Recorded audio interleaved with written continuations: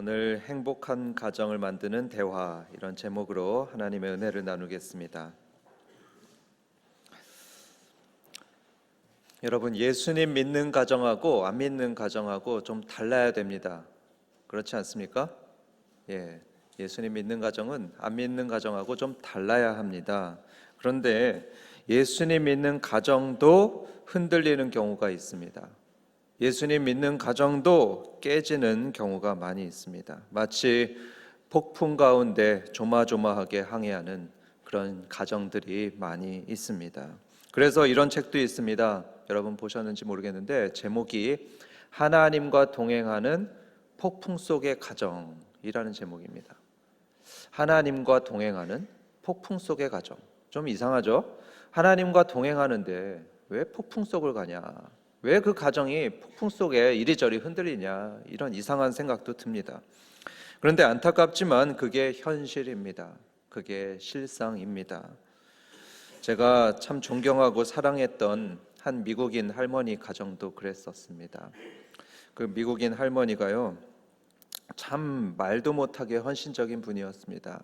ESL, 외국인들 ESL 이끌면서 외국인들 굉장히 많이 섬겨주셨고요, 또 기도도 굉장히 많이 하시고 사람들에게 참 따뜻하신 할머니였습니다.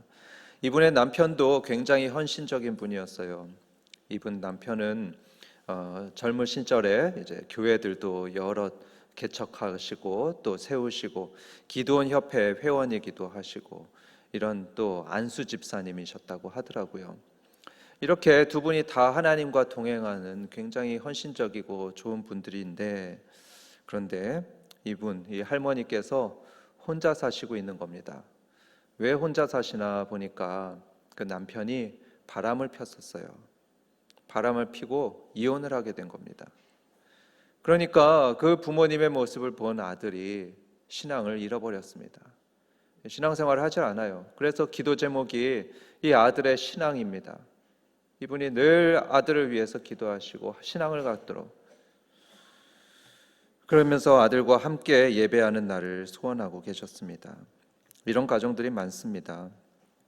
시어머니하고 며느리가 싸우지만 않았지 폭풍 전야예요. 늘 긴장 관계에 있습니다. 부부 갈등이 있죠. 또 부모 자식 간의 갈등이 있죠.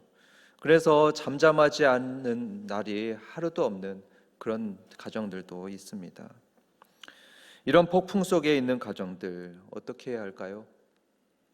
어떻게 해야지 이들의 가정이, 우리의 가정이 좀 더 평안하고 행복할 수 있을까요? 여기에 대해서 오늘 에베소서 말씀을 통해서 함께 교훈을 나눠보도록 하겠습니다. 먼저 오늘 말씀의 배경을 한번 살펴보도록 하죠. 이 말씀은요, 오늘 에베소서 말씀은 편지입니다. 편지요. 바울 선생님이 에베소 교회의 성도들에게 쓴 편지인데요, 이 편지를 받는 에베소 교인들은 예전에 어떤 사람들이었냐? 이방신을 섬겼던 그런 사람들이었습니다. 이방의 제우스 신, 또 아테네 신, 이런 신들을 음란하게 섬겼던 그런 사람들인데, 어느 날 예수님을 전해 듣고 그 예수님을 구주로 맞아들여 믿게 된 그런 성도들이 에베소 교인들이다. 그런데 이 성도들에게 에베소서 이 편지는 1장부터 4장까지 이렇게 권면하고 있습니다. 제가 요약해서 설명드리면요, 이렇습니다. 여러분, 이전에 당신들은 이방인을 섬겼던 어둠 가운데 있었던 사람들이었습니다. 이런 여러분을 하나님께서 부르셔서 부활이요 생명이신 예수님을 믿게 하셨습니다. 하나님께서 여러분들에게 선물로 그런 믿음을 주셔서 그 믿음으로 하나님의 자녀가 되었습니다. 하나님의 가족이 되셨습니다. 그러니까 여러분들은 앞으로 하나님의 자녀답게 살아야 됩니다. 이전처럼 그 이방의 풍습대로 사는 것이 아니고 하나님의 자녀답게 정말로 새로운 삶을 살아야 됩니다. 이렇게 이 편지는 3장까지 권면하고 있습니다. 그러면서 이 4장부터 6장까지 이 3장에 걸쳐서 바울은 하나님의 자녀다운 게 뭔지, 그리고 또 어떻게 사는 게 구원받은 하나님의 자녀답게 백성답게 사는 건지 그것을 구체적으로 설명해 주고 있습니다. 이게 배경인데요, 여러분, 그러면 한번 생각해 보십시오. 하나님의 자녀답게 사는 건 어떻게 사는 걸까요? 예를 들어서 군인이 된다고 해보죠. 여러분 자녀 또는 친구가 군인이 된다고 하면은 군인다워야 됩니다. 그렇죠? 군인이 되면은 군인다워야 합니다. 그래서 군인답게 절도 있고 또 용기 있게 살아야 되는 거죠. 만약에 목사가 된다 해보죠. 저처럼 목사가 된다. 그러면 어떤 게 목사다운 겁니까? 기도 열심히 하고 또 설교 준비 잘해서 열심히 잘하는 거. 이게 목사다운 거겠죠. 그렇다면 하나님의 자녀는 무엇입니까? 어떻게 사는 게 하나님의 자녀답게 사는 겁니까? 교회 열심히 다니는 겁니까? 아니면 기도를 열심히 하는 겁니까? 식사 시간마다 이렇게 두 손 모으고 기도하는 거. 이게 하나님의 자녀다운 걸까요? 이걸 염두에 두고서 오늘 본문부터 5장의 초반까지 보면요, 한 가지 흥미로운 사실을 발견하게 됩니다.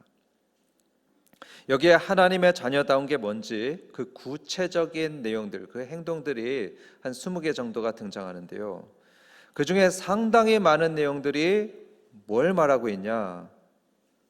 말에 대해서 말하고 있습니다. 우리들의 언어 생활에 대해서 얘기하는 것을 볼 수 있습니다. 한번 보겠습니다. 25절을 보시면 그런즉이라고 시작하고 있죠. 그런즉, 앞에서 하나님의 자녀가 되었으니, 그리고 새로운 사람이 되었으니 그런즉 하는 겁니다. 그런즉, 그럼 어떻게 해야 되느냐? 25절에 거짓을 버리고 라고 말하죠. 거짓말을 버려야 된다는 겁니다.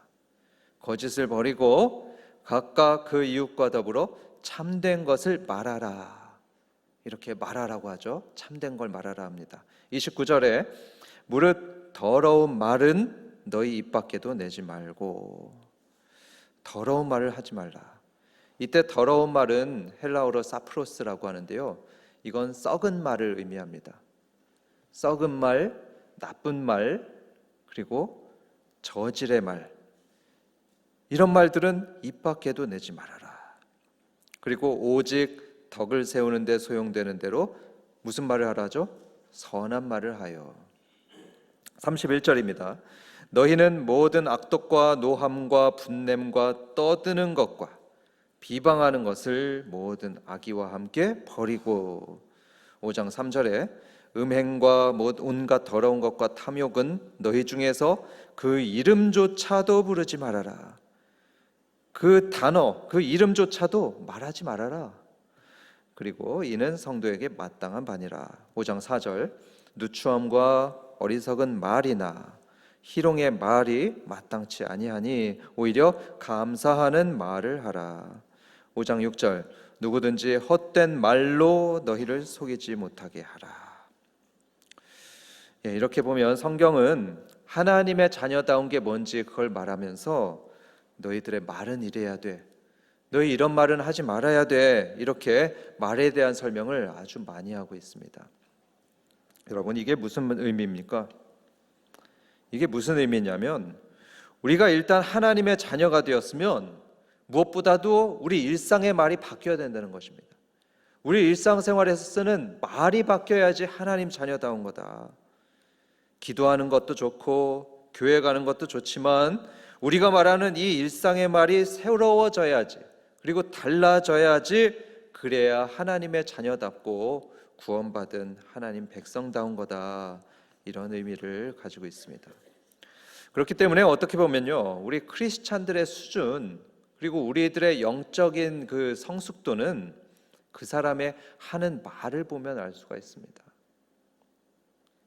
그 사람의 하는 말을 보면 이 사람이 하나님의 자녀인가 아닌가 그걸 알 수 있고요, 그 사람의 쓰는 말을 들어보면 그 성도가 얼마나 성숙했는지 그걸 알 수 있고요. 이렇게 우리들의 언어가 우리의 영적인 신분을 보여주고 또 영적인 성숙도를 보여줍니다. 그럼 하나님의 자녀는 어떻게 말이 달라져야 될까요? 오늘의 말씀을 보면 하나님의 자녀는 이런 말들은 하면 안 된다, 이렇게 보여주고 있습니다. 어떤 말일까요? 4장 29절에 더러운 말은 너희 입 밖에도 내지 말라 했었죠. 더러운 말, 사프로스라고 했습니다. 썩은 말, 나쁜 말, 저질의 말, 이런 말들은 입 밖에도 내지 말아라 합니다. 입 밖에도 내지 말아라. 특히 청년 여러분들께 말씀드리고 싶습니다. 우리 청년 여러분들 정말 이 말씀을 하나님의 말씀으로 받으면 좋겠는데요. 하나님의 자녀입니다, 여러분들. 여러분, 하나님의 자녀로서 세상 사람들이 쓰는, 그 친구들이 쓰는 나쁜 말, 그 저질의 말을 여러분 쓰지 마시길 바랍니다. 아마 여러분들 생각에는 그런 말 하면 좀 세 보이고 멋져 보이고 또 남자다워 보인다 이렇게 생각할 수 있는데요. 하지만 그건 하나님이 원하시는 말 아닙니다. 하나님의 자녀다운 모습이 아닙니다. 하나님께서는 입 밖에도 내지 말아라 이렇게 말씀하고 있습니다. 또 4장 31절을 보시면 거기에 비방하는 것을 모든 악의와 함께 버리고 이렇게 돼 있죠. 비방하는 것을 버리고. 하나님의 자녀는 남 비방하는 걸 하지 말아야 된다고 합니다. 특히 이번 달은 한밭 가정의 달로 삼았기 때문에 우리 가정에 대해서 한번 적용해 보도록 하겠습니다. 여러분 모두 행복한 가정을 원하지 않으십니까? 원하지 않으십니까? 그렇죠? 예, 저도 행복한 가정을 원합니다. 그런데 그렇게 행복한 가정을 원한다면요, 먼저 우리 말이 바뀌어야 됩니다. 우리 쓰는 말이 바뀌어야 됩니다. 관계가 틀어지는 게 어디에서 시작됩니까? 바로 이 한마디 말에서 시작하지 않습니까? 한마디 비방하고 그 한마디 말로 비판하게 되면 부부관계가 틀어집니다.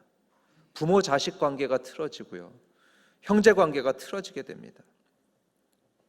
예를 들어서 어떤 남편이 처갓집에 다녀오면 아내한테 이렇게 한 소리를 합니다. 아니, 당신 집안은 왜 그래? 왜 항상 당신 집은 그 모양이야? 한 소리를 합니다. 이거 비방하는 말이죠. 그러면 아내는 가만히 있습니까? 아니, 뭐 나는 할 말 없는 줄 알아? 당신 집은 또 어떻고? 이럽니다. 이러면요, 부흥회가 열리는 겁니다. 이 부부간에 아주 뜨거운 열기에 부흥회가 열려가지고 옆집 사람 다 알게 됩니다. 하나님은 그런 말 버리라고 하셨습니다. 비방하는 것을 모든 악의와 함께 버리라고 합니다. 아니야, 이거는 꼭 말해줘야 돼. 이거는 진짜 말해줘야지 이 사람이 고쳐지지. 아마 이런 마음으로 지적하는 분들이 계실 겁니다. 저도 그런 생각으로 지적한 적이 많이 있습니다. 아내한테 지적했고요, 또 저희 어머니를 지적하고 그랬었습니다. 그런데 솔직하게 이 말이 지적이지요. 이건 팩트 폭격입니다. 폭격. 예, 그 중에는 비방하는 것들이 참 많이 있었던 것을 생각하게 됩니다. 그런데 여러분 알다시피 그래가지고는 바뀌지를 않습니다. 그렇죠? 예, 바뀌질 않습니다. 아내가 바뀌지 않고요, 남편이 바뀌지 않고요, 자식이 바뀌지 않습니다. 그렇게 지적하고 비방해서는 거의 안 바뀐다는 것을 늘 확인하곤 했습니다. 오히려 관계만 상했죠. 싸움만 났었습니다. 그래서 하나님은 말씀합니다. 비방하는 것을 버리고 안 해야 된다고 합니다. 하나님의 자녀들은 그러면 안 된다고 하십니다. 야고보서 3장 8절에는 이런 말씀이 있습니다. 혀에 죽이는 독이 가득하다고 했습니다. 혀에 죽이는 독이 가득하다. 이 독은요, 남들을 죽이기도 하지만요, 그 결과로 우리 관계를 파괴하는 독입니다. 가정을 파괴하는 독입니다. 그런 무서운 독이 이 혀에 있다고 하나님 말씀하십니다. 그래서 시편 141편 3절에 이런 말씀이 있죠. 여호와여, 내 입에 파수꾼을 세우시고 내 입술의 문을 지키소서. 여러분, 가정의 행복을 원하십니까? 정말로 여러분 가정이 행복하길 원하십니까? 그러면요, 말부터 바뀌어야 됩니다. 우리 입에 파수꾼을 세워야 됩니다. 상대가 들을 때 기분 나쁜 말, 그리고 비방하는 말, 저질스러운 말을 좀 참으시길 바랍니다. 아무리 좋은 의도라고 해도 그런 독기설인 말이요, 우리 가정을 파괴합니다. 목장을 파괴하고요, 교회를 파괴합니다. 대신 하나님은 우리에게 어떤 말을 하라 이렇게 말씀하시냐면요, 참된 말을 하라, 또 선한 말을 하라 이렇게 말씀합니다. 4장 25절을 보겠습니다. 오늘 본문이죠. 각각 그 이웃과 더불어 무슨 말을 하라고요? 참된 것을 말하라. 29절에 오직 덕을 세우는 데에 소용되는 대로 선한 말을 하여 듣는 자들에게 은혜를 끼치게 하라. 그렇습니다. 성도 여러분, 바로 이런 모습이요 성도답다는 것입니다. 하나님의 자녀답다는 것입니다. 덕을 세우는 말을 하고 선한 말을 하고 듣는 자들에게 은혜를 끼치게 하는 그런 말을 많이 하는 사람이 바로 하나님의 자녀다운 사람이다, 더 성숙한 성도다 하는 것입니다. 또 바로 그런 사람들이 목사의 자격이 있습니다. 또 중직자의 자격이 있습니다. 방금 29절에서 선한 말을 하라고 했죠. 그런데 여러분, 선한 말이 뭘까요? 덕을 세우고 또 듣는 자들에게 은혜를 끼치는 그런 선한 말들은 어떤 말들일까요? 선한 말들이 많이 있겠지만, 여러 가지가 있겠지만, 저는 이 세 마디 말을 여러분 하시라고 권해드리겠습니다. 이전 교회에서도 설교했던 건데요, 미안합니다, 감사합니다, 사랑합니다. 바로 이 세 마디 말이 선한 말입니다. 아가토스 월드, 선한 말, 좋은 말입니다. 이 선한 말을 자주 쓸 때 우리는 덕을 세우고 또 은혜를 끼칠 수 있다고 믿습니다. 상담가들도 말하는데요, 이 세 가지 말을 자주 쓰면 마치 마법처럼 관계가 풀리고 또 마음이 풀린다고 말합니다. 그래서 이 세 마디, 미안합니다, 감사합니다, 사랑합니다, 이 세 마디 말을 마법의 세 마디다 이렇게 말하고 있습니다. 이런 질문을 할 수 있죠. 목사님, 그거는 상담가들이나 하는 말이죠. 상담가들이 하는 말인데 성경에도 그렇게 써 있습니까? 성경에도 그 세 마디 말을 쓰라고 합니까? 그런데요, 제가 이 성경을 살펴보니까 맞습니다. 성경에서도 이 세 마디 말을 권하는 것을 저는 보게 됩니다. 첫 번째로 미안합니다 한번 살펴볼까요? 미안합니다. 잠언서 28장 13절에 보면 자기의 죄를 숨기는 자는 형통하지 못하나 죄를 자복하고 버리는 자는 불쌍히 여김을 받으리라 합니다. 여기서 자복은요, 이런 죄를 지었습니다, 제가 이런 잘못을 했습니다, 미안합니다, 이런 말이죠. 그게 자복하는 것입니다.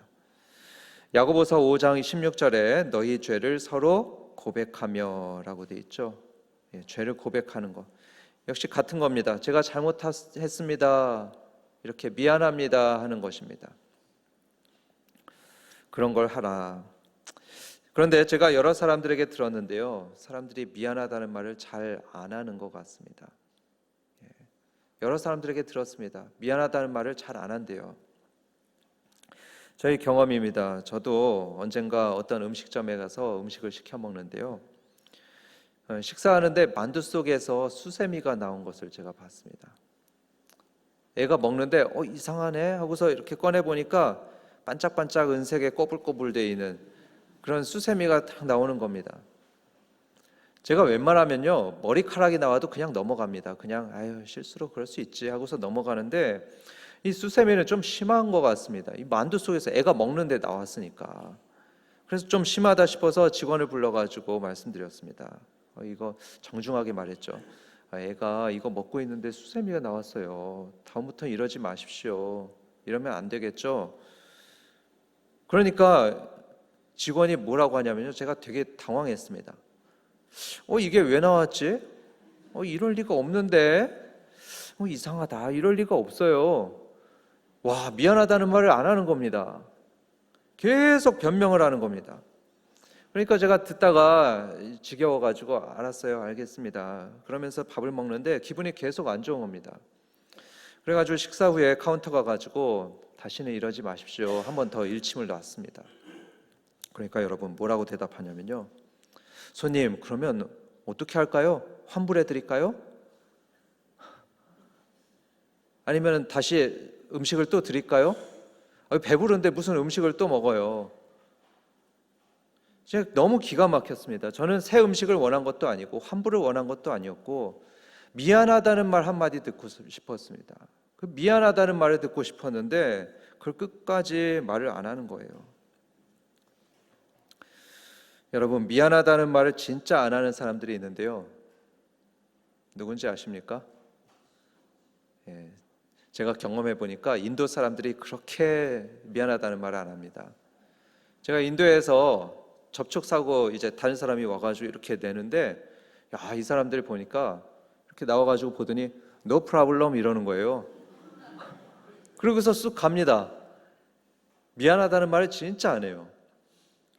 그런데 또 있는데 누가 미안하다는 말을 잘 안 하냐? 부부 사이에 잘 말을 안 합니다. 부부 사이에. 남편이 부인에게, 또 부인이 남편에게 미안하다는 말 잘 안 해요. 특히 대판 싸웠을 때는 서로 미안하다는 말을 안 합니다. 여러분, 그러면요, 여러분이 먼저 미안하다고 말하시기 바랍니다. 눈 딱 감고서 미안해 하고 말하시기 바랍니다. 아까 집안일 못 도와줘서 미안해요. 여보, 아까 큰 소리 쳐서 미안해요.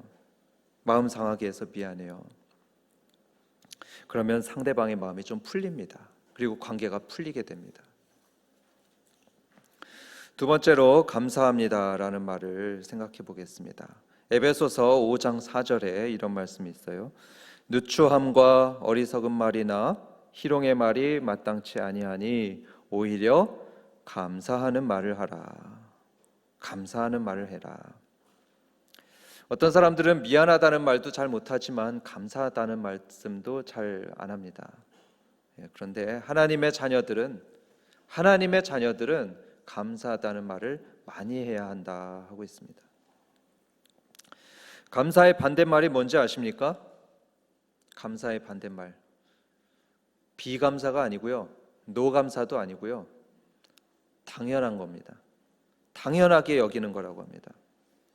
일리가 있죠. 당연하게 여기니까 감사할 줄을 모릅니다.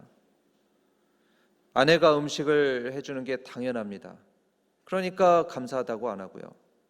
남편이 청소하는 게 당연해요. 그러니까 감사하다고 안 해요. 부모님이 용돈을 주고 학원 보내주는 게 당연해요. 또 목자가 대접해주고 목자가 또 집 오픈하는 게 당연해요. 그러면은 고마워할 줄을 모릅니다. 고맙다는 말이 안 나와요. 하나님의 자녀는 그러면 안 됩니다. 당연하다는 마음을 가지면 안 되고요. 대신 고마운 마음을 가져야 됩니다.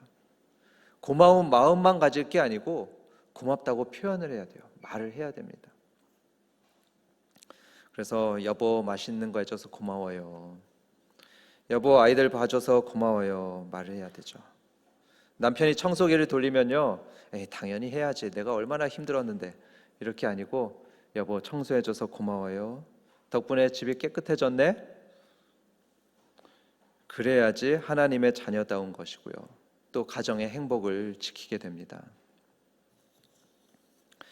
이제 마지막으로 사랑합니다 이 표현에 대해서 알아보겠습니다. 사실 성경에는 사랑한다는 말을 해라 이런 말씀은 없습니다. 사랑한다는 말이 없어요. 그런데 바울 선생님이 쓴 편지들을 보면요, 이런 말씀이 진짜 많습니다. 사랑하는 아무개야, 사랑하는 아무개야, 이런 말이 진짜 많습니다. 사랑하는 가이오야, 사랑하는 버시야, 사랑하는 스다구야. 이게 여러 번 등장합니다. 바울은 이 교인들하고 좋은 관계를 계속 유지하기 위해서 이렇게 사랑한다는 표현을 자주 했던 겁니다. 우리도 그래야 됩니다. 가정을 행복하게 하고 더 좋은 관계를 맺길 원한다면 바울처럼, 바울은 자기를 본받으라고 했거든요. 이 바울처럼 사랑한다는 말을 자주 해야 됩니다. 이전 교회에 어떤 경상도 출신의 목사님이 있었는데요. 여러분, 왜 그 경상도 사람들은 이런 사랑한다는 말 잘 안 한다고 하잖아요. 그렇죠? 그런 애살 있는 표현을 잘 안 한다고 합니다. 그런데요, 이분이 어느 날 저에게 이렇게 말하는 겁니다. 사랑하는 김대중 목사님 하는 겁니다. 제가 이 말을 갑자기 듣는데요, 굉장히 당황스러웠습니다. 엄청나게 당황스러운데 기분은 은근히 좋아지더라고요. 그래서 저도 사랑하는 무슨 목사님 했습니다. 그런데 그 뒤로도 목사님은 종종 사랑하는 김대중 목사님, 사랑하는 목사님 이렇게 부르는데요. 뭐 주는 거 없어도 그 목사님이 좋더라고요. 그래서 헤어지기 전까지 그분하고 베스트 프렌드로 있었습니다. 성도 여러분, 사랑한다고 자주 말하시기 바랍니다. 말하시겠습니까? 네. 또 나가시면서 저한테 사랑합니다. 뭐 김대중 목사님 아마 분명히 이런 사람이 있을 텐데요. 뭐 괜찮습니다. 예, 여러분 부부 사이에 사랑해요 이렇게 자주 말씀하시고요. 부모님께 사랑합니다 하시고요. 또 자녀에게 사랑한다 말하면 좋겠습니다. 언제부터 그렇게 할까요? 그렇습니다. 예, 지금 오늘부터 그렇게 하시기 바랍니다. 저희 아버지가 이런 말씀하셨습니다. 야, 설교할 때 우리 가족 얘기 좀 그만해라. 예, 삼가라고 하셨는데 이건 말씀드려야 될 것 같습니다. 저에게는 거의 20년 동안 마음이 병든 어머님이 계십니다. 거의 한 20년 된 것 같아요. 이 어머님께 저는 전화할 때마다 늘 말씀을 드립니다. 엄마 사랑해요. 엄마 고마워요. 엄마 미안합니다. 솔직히 쉬운 게 아닙니다. 예, 제가 서울 사람이지만 이런 말 하는 거 정말 쉽지 않습니다. 저희 아버지께도 그런 말씀 거의 못 드리고 있어요. 어머니가 아프시니까 제가 노력을 하는 겁니다. 그런데 그렇게 7년인가 8년 말했는데요. 너무 신기합니다. 저희 어머니가 변하는 것을 느꼈습니다. 점점 밝아지셨습니다. 예전에는 툭하면 우셨어요. 툭하면 우시면서 화내시고 저한테도 나가라고 막 소리치셨던 분이신데 아니 이렇게 7, 8년 지나고 나니까 눈물이 없어지셨습니다. 적어도 저를 볼 때는 우시는 적이 한 번도 없었어요. 웃으시고요. 또 저를 받아주시는 어머님을 제가 발견하게 되었습니다. 제가 이런 말씀을 전에 교회에서도 설교 중에 나눴었습니다. 그랬더니요, 일부 성도들이 이렇게 피드백을 주더라고요. 목사님 말씀대로 제가 해봤습니다. 그랬더니요, 너무 좋아요. 앞으로도 계속 이렇게 세 마디 말 하겠습니다. 이런 피드백을 받았습니다. 그렇기 때문에 저는 확신합니다. 이 세 마디 말, 고맙습니다, 사랑합니다, 미안합니다.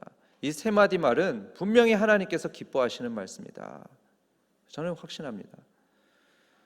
이 말들은요, 깨진 관계를 회복시키고요, 또 폭풍 속에 있는 가정을 회복시키는 말입니다. 그렇기 때문에 한박교회 성도 여러분, 우리 사랑하는 성도 여러분은 이 세 마디 말씀 많이 하시기 바랍니다. 많이 하셔서 여러분들의 불편한 관계가 변하고 또 가정이 변하고 또 목장이 변하는 그런 기적을 경험하시길 주님의 이름으로 축원합니다. 함께 합심 기도하겠습니다. 합심해서 기도하실 때 이 말씀을 생각하면서 기도하는데요. 하나님, 저희 언어 생활이 변하게 해주시옵소서. 저희 언어 생활이 변하게 해주시옵소서. 하나님의 자녀답게 나쁜 말들은 버리겠습니다. 그리고 선한 말들, 또 덕을 끼치는 그런 은혜의 말만 하겠습니다. 저희 말이 변해서 저희 가정을 세우고 직장과 목장에 선한 영향력을 끼치게 하여 주시옵소서. 이렇게 우리 함께 2분간 간절히 기도하겠습니다.